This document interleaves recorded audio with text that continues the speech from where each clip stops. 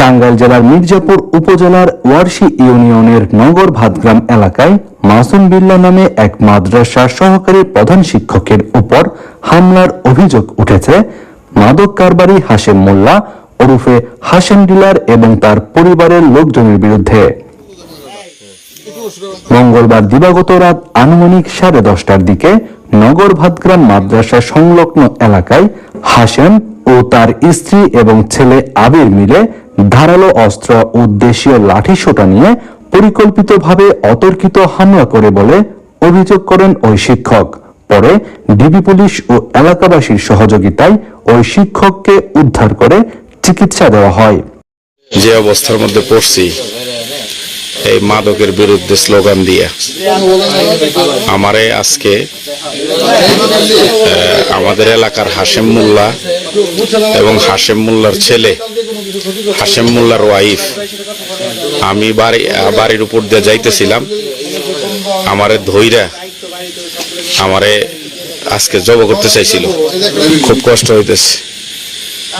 এই যে আমারে হাশেম কামড়াইছে, তোর ছেলে আমারে মারছে, ডিবি সদস্যরা আসছিল, ওনারা এসে আমারে বাঁচাইছে।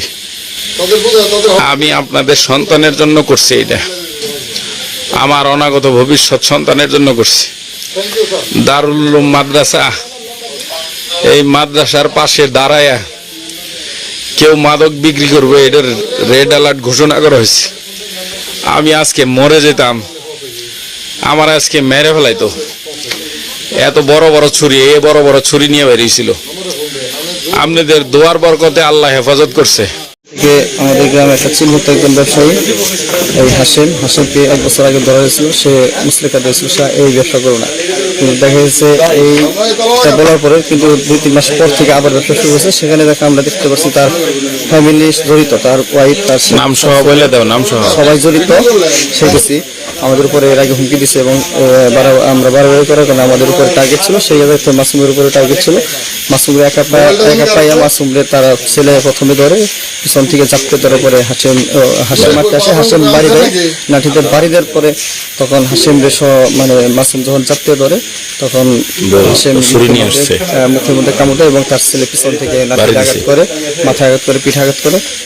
এ সময় ডিলার হাশেমের বাড়ি তল্লাশি করে 200 পিস ইয়াবা সহ হাশেম ও তার স্ত্রী সন্তানকে গ্রেফতার করে টাঙ্গাইল জেলা ডিবি পুলিশ।